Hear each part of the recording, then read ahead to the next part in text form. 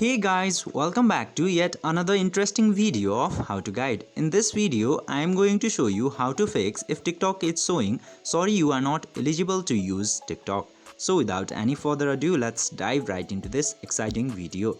At first, whenever TikTok is showing you are unable to use TikTok while making an account with an email address or Facebook account, if it's not working, just simply click into this question mark icon.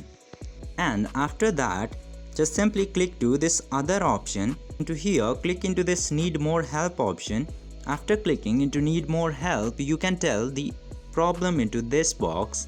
Just simply describe all of the issue that you are having, and after that attach screenshot or screen recorded file and click to this submit button. Then after that, TikTok support team will receive your request or report and you will get the solution into your mailbox as soon as possible.